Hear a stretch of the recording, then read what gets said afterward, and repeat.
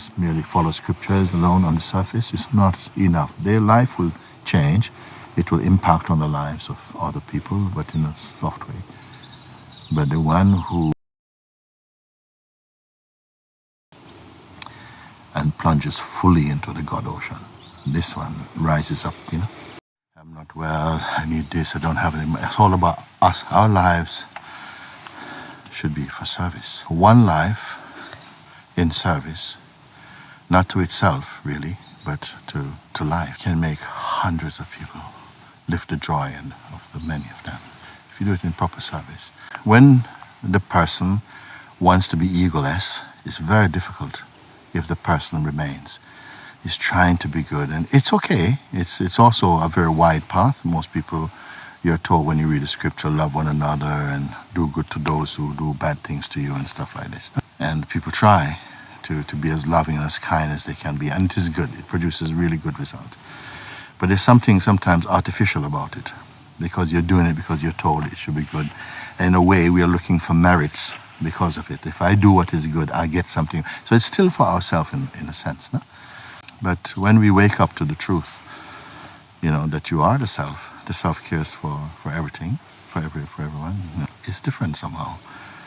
The life is much lighter. Your sense of personal problems just vanish. Like, there is no personal problems, because actually there's no person to have problems in that way. Things come up, and in life maybe someone can say, I don't like you, and it's kind of felt. And if they had a lot of poison inside that utterance, you may feel that sadness, but it will never overwhelm you. Something just, even you're able to do the right thing, which is to say, God bless you. Sometimes you don't even say it in front of them, because that might even upset them. But in your heart, you accept like this, and you take out the poison out of yourself, because the ego is the poison inside the life of a human being. It just makes things bad.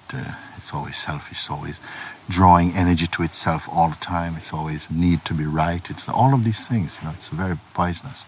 But sometimes, not knowing another way, it feels like that's just how I am.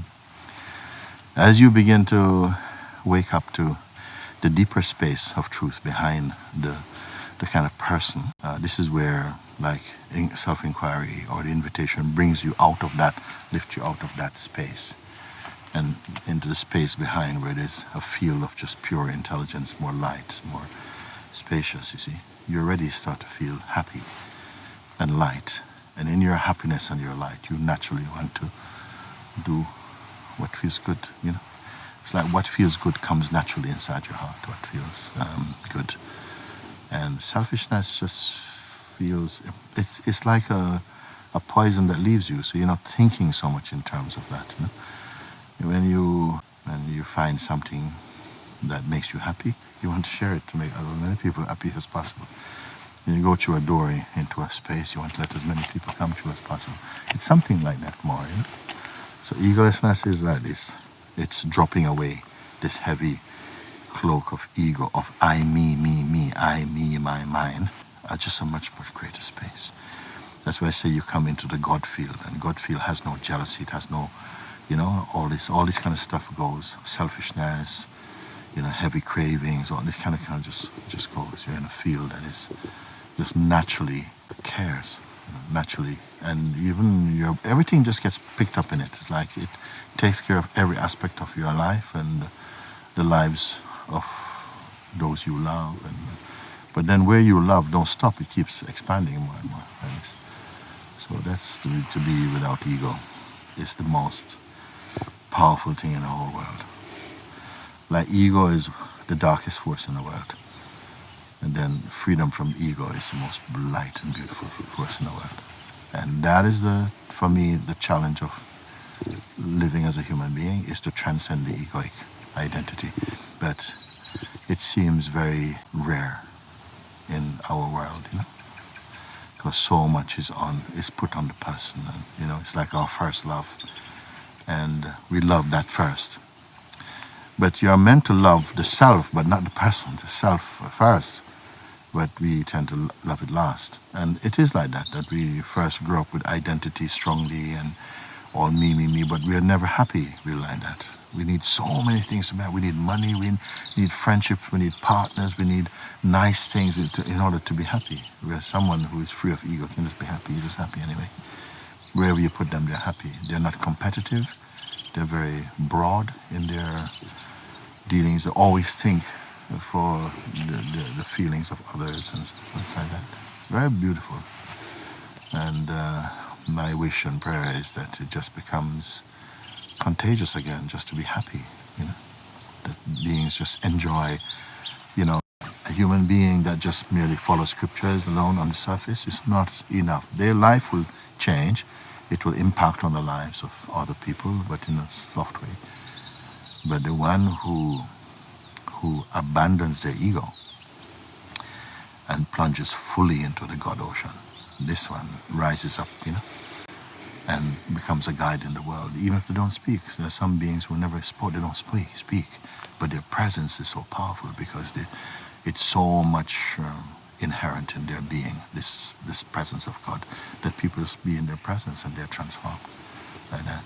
So for me, that's what it needs to be without ego. It's the most powerful thing in the world. If I were to meet two people, one who's been to Venus and lived there for 6 months, and one who's just lived in a cardboard box for 6 months in meditation and God, and who has awakened to something, I'd go there anytime and be with this one. I don't need to speak to an astronaut about that, because they could just be equally as full of ego. But the one who has transcended ego inside himself, that would be my happy date. I'd rather be with this, to be in that field of beings, even beings who love God or who are searching for truth. That is holy company. Just to be in the company of seekers of truth is called auspicious as well. So I feel that we are in the right place. More and more beings are finding true happiness, not a trip, not, we are going to conquer the world. No, just finding one by one is enough. Finding one by one. And that light moving in the world is something. Because I don't think the world needs more books about spirituality. They need human beings who embody the truth rather than books that write about the truth. They want to see the living book. They don't want to see a book of just, paper. They want to see a book of a human being like them whose life, challenges or confronts or reveals something inside themselves that they can, by meeting someone of that caliber, their being cannot deny that it's met God. And many times we've heard of stories where people who profess themselves to be atheists have met a being who has that impact on them, that they know, whoa, this is just, I don't know what this is, but it's causing all these changes inside my heart and so on. This is what, you see? Because they can't be a true atheist, It just means a depth of ignorance, that you don't acknowledge that there is a supreme power that controls and, determines the order of the universe and cares for things, and allowing these trees to grow, sending rain, the weather, and to take care of all the planets in even one solar system. But of all the solar systems, just sometimes just want to try and portray it as a kind of field of energy, but not just energy. It's an intelligence and a spirit this is its visible expression. We don't want to. So even the work of working on ourselves. Yes, if it's to build your ego, we'll do it. We'll lift heavy weights to build up ego. But to change to transform your heart from a suffering place into a place, into the abode of peace. Yeah, man, I can't get into that and stuff because they feel it doesn't show, like this. So perhaps this is why maybe grace brought invitation now to say, but you have to also come in. You think you're happy, but that's not real happiness, and to try to get them.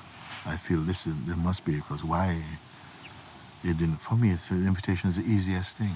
It's like someone holding your hand and walking you through the door. Come, let's go to this door. I want to meet Jesus. Come with me, I'll show you. I'll take you right here. Come, just a minute now. Let's walk through the door here at the side. I was going to go to Jerusalem. I was going to go to Calvary. No, he's right here. Come. Right here.